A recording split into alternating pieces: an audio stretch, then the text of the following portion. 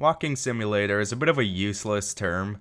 By this point, it's been applied to so many different games and used in so many different ways that it doesn't really mean anything anymore. I guess the same could be said about a lot of genres, but that's a tangent for another day. Anyways, I don't say walking simulator very often, it's all about 2016 for me, but there is one game that I think is a fairly appropriate match for the phrase. There is a lot of walking in Death Stranding. In fact, most of the game is walking.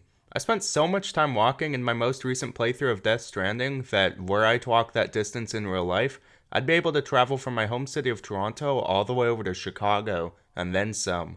I imagine that hearing this may bring a few words to mind. Tedious, monotonous, insipid.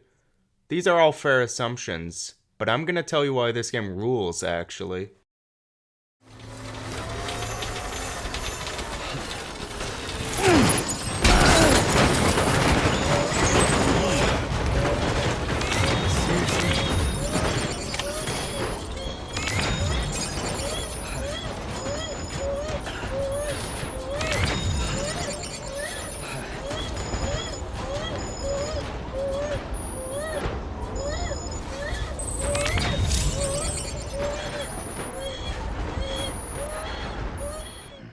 So what's Death Stranding actually about? Long story short, it's about a man named Sam traveling across a post-apocalyptic United States that's been invaded by ghosts so he can deliver packages and reconnect human society. But really, it's mostly about walking. That's not all there is, though. It's surprising just how enjoyable the combat in this game is, especially with a bunch of the new additions in the director's cut. We aren't talking Phantom Pain levels of creativity, but I had a lot of fun experimenting with the different tools at my disposal. The mazer, the bola gun, the sticky gun. For a game with a decided non-focus on them, the weapons are a really good time. Funnily enough, though, I probably enjoyed combat most when I was without them. Again, the weapons are fun, it's just that scrambling about unarmed is even more so. Desperately clamoring around for an unimportant piece of cargo I could snatch up and chuck right into an enemy's torso like some sort of hunter-gatherer was oddly satisfying. It really sold the whole out-of-his-depth postman who super did not want to stumble into a bunch of terrorists right now mood. It's no coincidence that the boss battle that makes the most use of this combat style also happens to be the best in the game. Although special shoutouts go out to the cliff encounters too. Also, I have no clue whose idea it was to add pro wrestling moves to the director's cut, but every day I am thankful for them because this rules. This is somewhat of a common occurrence in Death Stranding, actually. These little quirks and details that don't really exist for any other reason than that they're kinda cool and funny, sometimes that alone is enough for something to justify its existence. So anyways, the combat's a lot of fun, but being a Kojima game, it's safe to expect an emphasis on stealth. Metal Gear Solid is the sneaky video game series. For all the ways they differ, these games never forget their core principle, etched into their very box art. Tactical, espionage, action. Unfortunately, Death Stranding isn't entirely able to live up to this snazzy little slogan.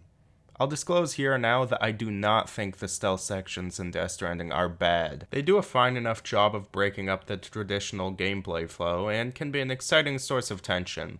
It's just that they're so long. Even the unskippable opening animation that played every single time I entered a BT area grew tiresome after a while. They're also rather easy, and before I even reached the halfway mark in the game, I was given the ability to dispatch BTs in one fell sweep by sneaking up behind them and cutting their umbilical cords, which felt like a trivialization of an already trivial scenario. As long as I didn't do anything stupid, the BT areas would often boil down to me tiptoeing out of the danger zone at a tragically sluggish pace.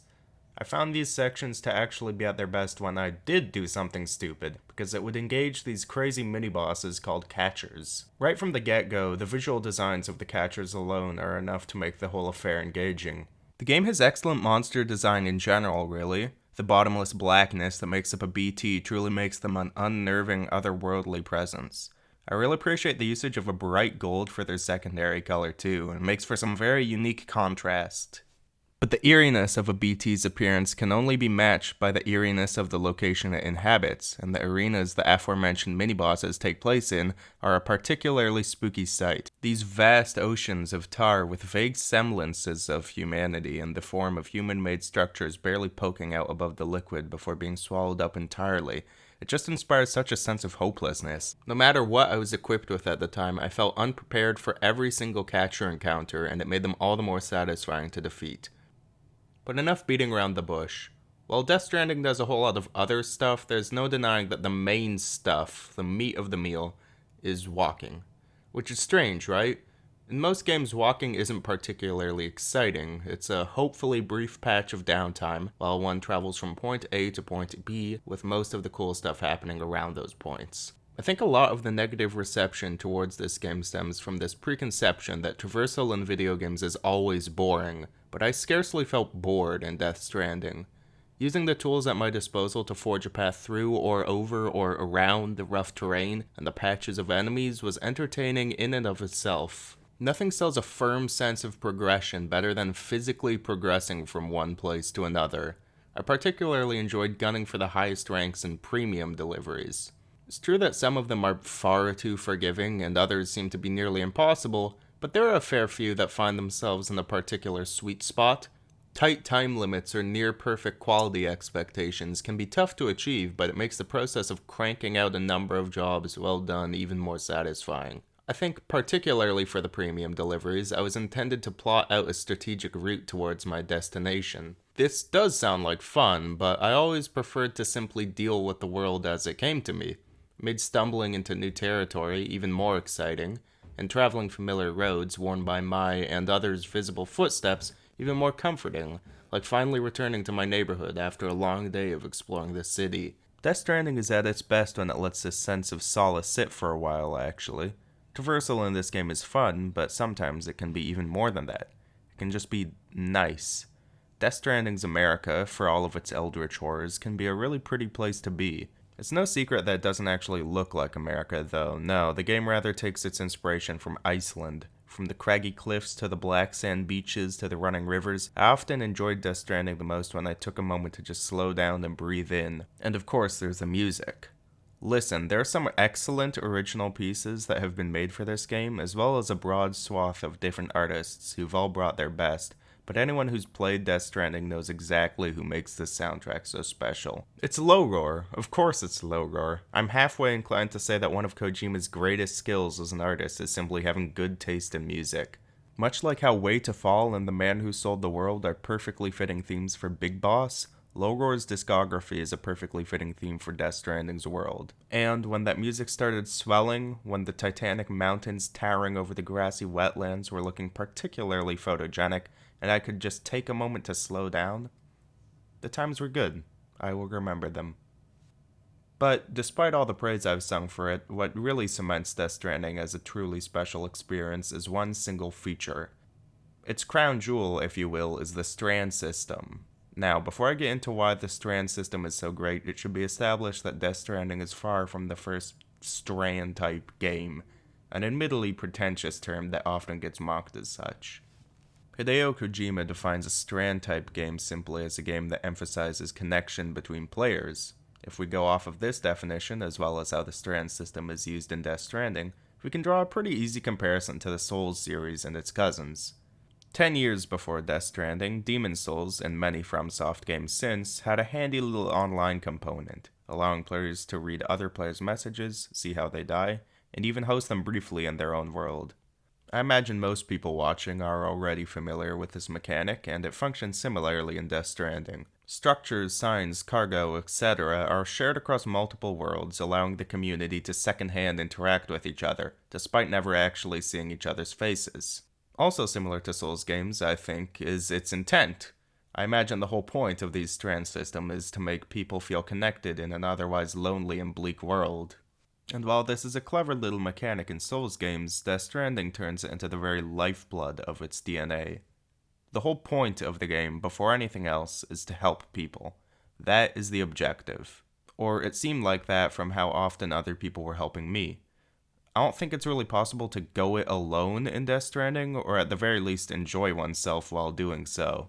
Interacting with the community is effectively a necessity. Sam's one-man expedition never felt very one-man-y because everywhere I looked I could see the echoes of other people, and these echoes often provided me with a great deal of help. building a bridge across a rushing river, building a network of zip lines to traverse the mountains, building a generator to charge up batteries in a long stretch between safe houses.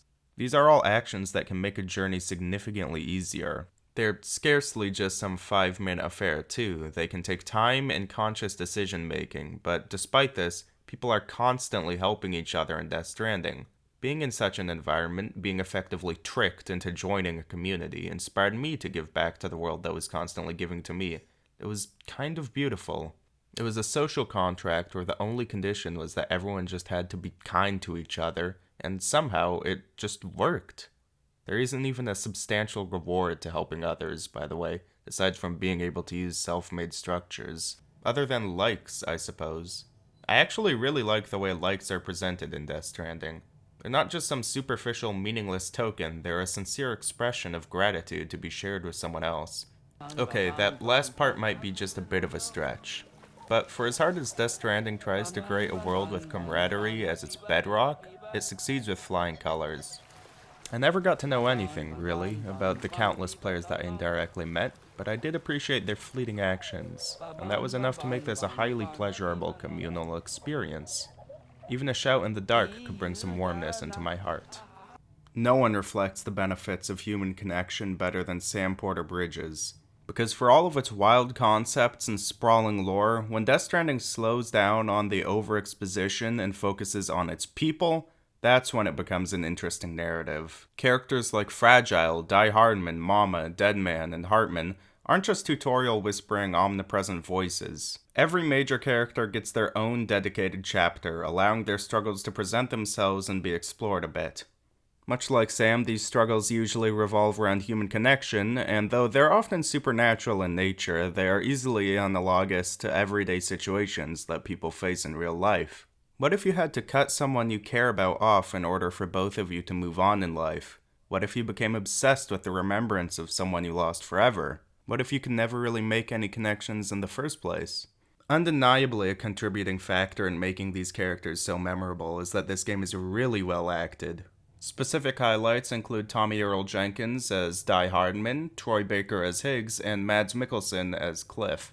Everyone brought their absolute best to this game, and it definitely pays off. Along with its all-star cast, Death Stranding's narrative hits particularly hard because of its ingenious story-gameplay fusion. Now, I'll be honest, I've never really had an issue with cutscenes. I think the idea that they try too hard to mimic another medium is maybe a bit silly because the context of them being in a video game that the player is experiencing changes the effect. But with that being said, I'll admit that they aren't a particularly innovative method of conveying a narrative. They're kind of like cheese pizzas. They're fine, they get the job done, but I still feel like there's a lot more potential on this canvas.